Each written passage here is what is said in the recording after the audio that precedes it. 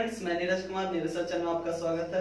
हम लोग टेंस पढ़ रहे थे और टेंस में हम लोग प्रेजेंट इंडेफिनिट टेंस को पढ़ रहे हैं। और पिछले वाले क्लास में हम लोग जाने थे कि प्रेजेंट इंडेफिनिट टेंस में कौन कौन से फैक्ट्स होते हैं और उसके पहचानने का नियम है ना। तो आज हम उसके आगे पढ़ेंगे कि प्रेजेंट टेंस का फैक्ट्स क्या है और कैसे ट्रांसलेट किया जाता है। तो हम लोगों ने कल कुछ रूल और नियम को जाना था और उसी के अनुसार हम लोग हिंदी वाले सेंटेंस को इंग्लिश में ट्रांसलेट किए थे। एक दो बात मैं बताऊं, जैसे कि कल मैंने पढ़ा था हैबिचुअल, है ना, जो मेरी आदत है, जैसे कि मुझे शराब पीने की आदत है, मुझे शराब पीने की लत है, ये सब इत्यादि मैं कल पढ़ चुका था पिछले वाले क्लास में। तो आज हम स्टार्ट करते हैं प्रेजेंट इंडेफिनिट टेंस का रूल।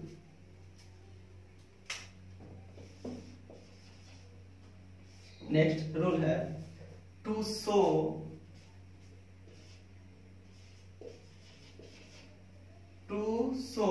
ए यूनिवर्सल ट्रूथ,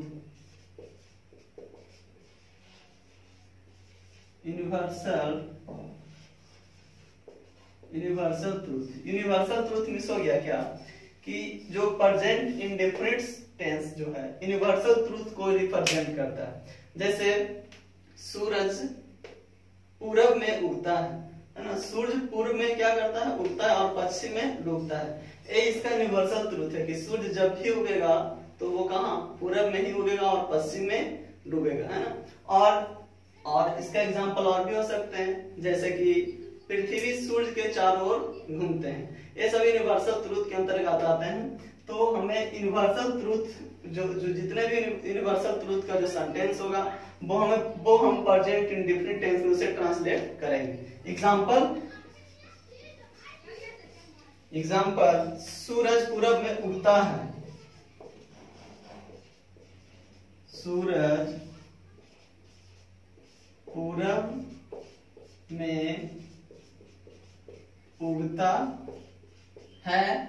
वो सूरज पूरब में अभी उगता है, पहले भी उगता था, है ना, उगता है, उगता था और उगता रहेगा, है ना। यानी कहने का मतलब है सूरज अभी पूरब में तो उगता ही है, पहले भी उगता था और आगे भी उगता रहेगा। Example the sun rises in the east, the sun rises in the east, है ना, सूरज पूरब में उगता है। अगर यूनिवर्सल ट्रूथ के जो हमारा सेंटेंस होगा वो भी हम बनाएंगे किस टेंस में, तो प्रेजेंट इंडेफिनिट टेंस में उसे सॉल्व करेंगे या बनाएंगे। इसका नेक्स्ट हम लोग देखेंगे rule. Next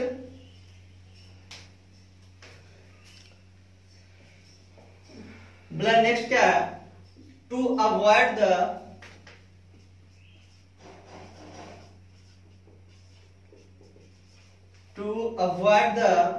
repetition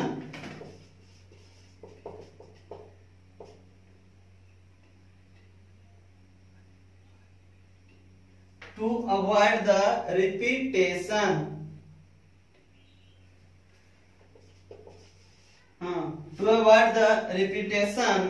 of shall or will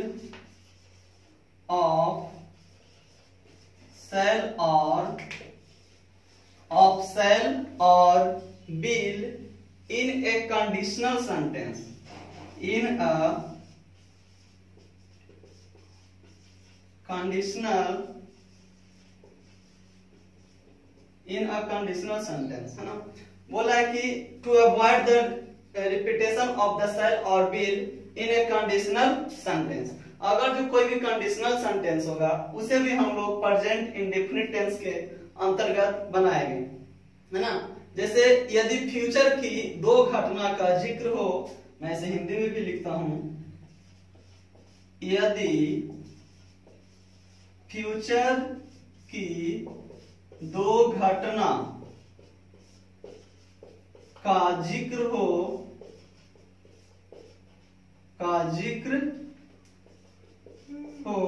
यदि फ्यूचर की दो घटना का जिक्र हो, जैसे इफ यानी यदि, इफ मीन्स यदि, व्हेन जब, इन केस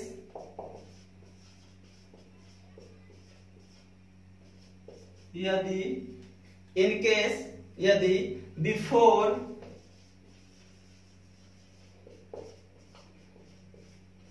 पहले, बिफोर पहले, आफ्टर बाद में, आफ्टर बाद में, as soon as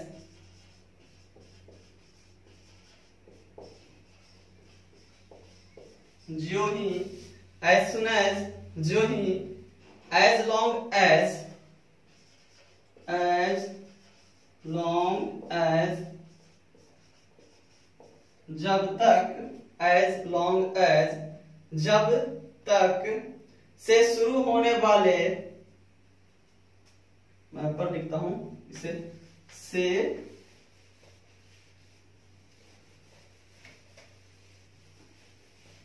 as soon as से शुरू होने वाले,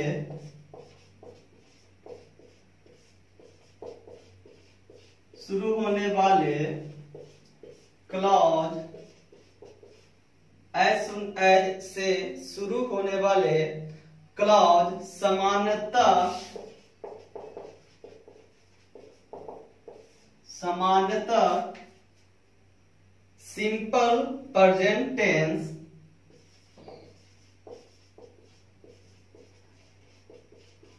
सिंपल प्रेजेंट, सामान्यतः सिंपल प्रेजेंट टेंस का प्रयोग होता है, का प्रयोग होता है, और मुख्य क्लॉज में, सिंपल प्रेजेंट टेंस का प्रयोग होता है और मुख्य क्लॉज में, और मुख्य क्लॉज में फ्यूचर टेंस का तथा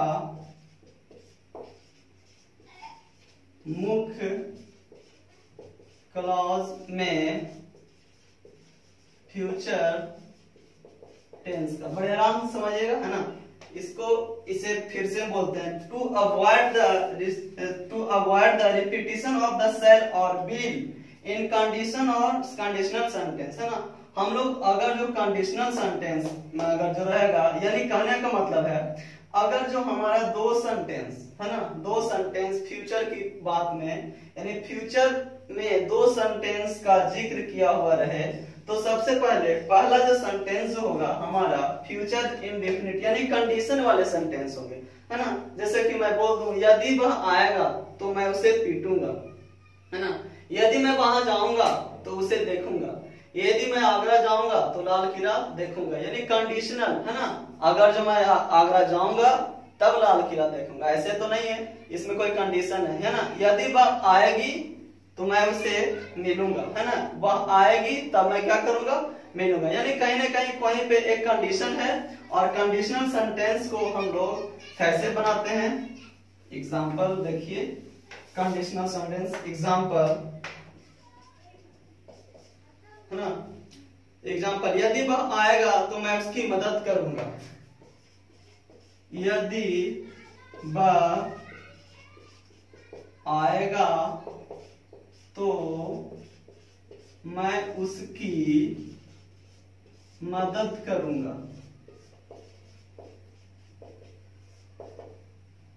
है ना। यदि वह आएगा तो मैं उसकी क्या करूंगा, मदद करूंगा। देखिए कंडीशन है कि यदि वह आएगा तभी मैं उसे मदद कर पाऊंगा, अदरवाइज नहीं। If he comes, if he comes, है ना, आई शैल या विल, आई के साथ शैल या विल कुछ भी लगा सकते हैं, है ना। मैंने बताया था कि एकदम जो बहुत जरूरी है, तो ये सब तो पीछे वाले क्लास में हम लोग यूज कर चुके थे कि शैल यूज और विल का यूज, आप दोनों में से कोई भी यूज कर सकते हैं। इफ ही कम्स, आई शैल या will help him, help him. यदि वह आएगा तो मैं उसकी क्या करूंगा, मदद करूंगा। नेक्स्ट एग्जांपल हम लोग देखेंगे, जब सीता आएगी तो मैं उससे बात करूंगा। नेक्स्ट, जब सीता आएगी तो मैं उससे बात करूंगा, है ना। बोला कि जब सीता आएगी तो मैं उससे क्या करूंगा, बात करूंगा। When Sita comes, when Sita comes, I shall या will talk her, है ना। I talk her, जब सीता आएगी तो मैं उससे क्या करूंगा, बात करूंगा, है ना। तो जब भी कंडीशनल वाले सेंटेंस रहेगा तो आप इसी प्रकार से क्या करेंगे, उसको इंग्लिश, हिंदी को इंग्लिश में ट्रांसलेट करेंगे, है ना। याद रहे जब कंडीशनल वाले सेंटेंस फ्यूचर टेंस में हो, यानी जब फ्यूचर टेंस, है ना, फ्यूचर टेंस शुरू होने वाले का समय तक प्रेजेंट टेंस का प्रयोग होता है। यानी फ्यूचर में दो कंडीशन, पहला कंडीशन यदि वह आएगा तो मैं इसकी क्या करूंगा, मदद करूंगा। चलिए ठीक है, नेक्स्ट रूल हम देखते हैं।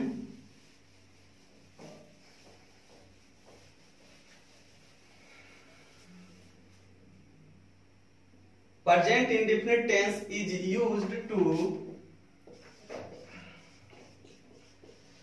present indefinite tense, present indefinite tense is used to, present indefinite tense is used to indicate a, indicate a event,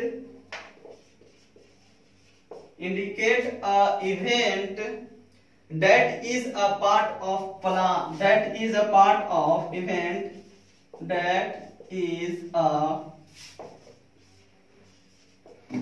part of plan, that is a part of plan. But a present indefinite tense is used to indicate an event that is a part of plan. बोला present indefinite tense अगर जो आने वाली कोई घटना हो, कोई plan के साथ आने वाला कोई घटना को शो करता है, उसे हम present indefinite tense में बनाते हैं। जैसे my father leaves for Mumbai tomorrow. Example, my father leaves, my father leaves for Mumbai, my father leaves for Mumbai tomorrow, है ना। मेरे पिताजी कल मुंबई से क्या कर रहे हैं, आ रहे हैं, यहाँ आएंगे। तो एक क्या हो रहा है, एक प्लान है कि हमारे पिताजी मुंबई से कब आ रहे हैं, कल आ रहे हैं या कल आएंगे।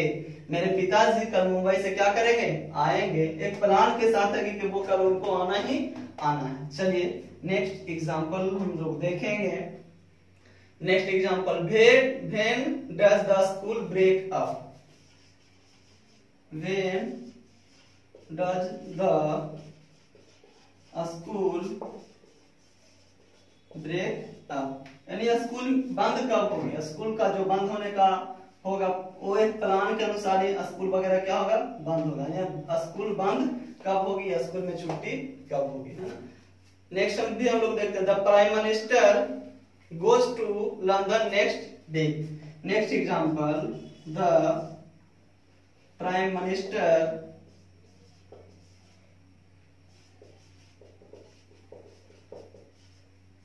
the prime minister goes to London, the prime minister goes to London next week, है ना। बोला प्रधानमंत्री जो है अगले सप्ताह कहाँ जाएंगे, लंदन जाएंगे।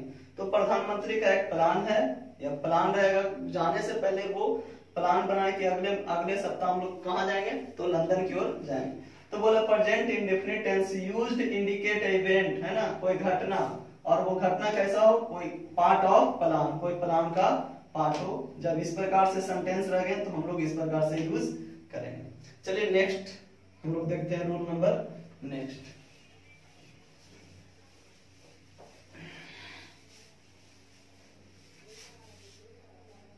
Always,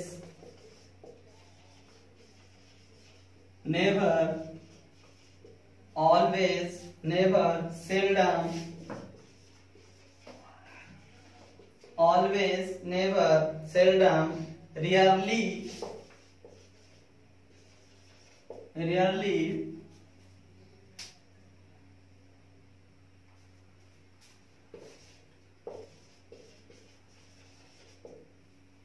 rarely, occasionally,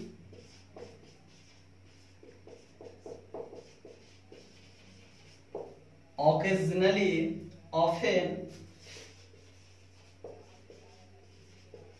often, etc. are used in, are used in present indefinite, indefinite tense, है ना। बोला always, never, seldom, rarely, occasionally, often, etc used in present indefinite tense, है ना। बोला रेयरली का, ऑलवेज का जब भी हम लोग यूज करेंगे तो इसे प्रेजेंट इंडेफिनिट टेंस में ही यूज करेंगे। एग्जांपल, he always और used in present tense for a habitual action, tense for a habitual, हाँ बोला ऑलवेज, नेवर, ये सब का यूज हम लोग करेंगे जहां पे हैबिचुअल एक्शन हो, मैंने उसका हैबिट हो। जैसे एग्जांपल के तौर पे हम लोग बोलेंगे वह हमेशा लेट आता है,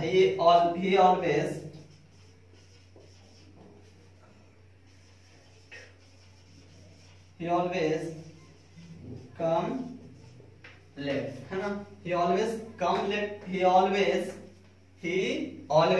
comes late, क्योंकि हमें प्रेजेंट इंडेफिनिट टेंस में बनाना है।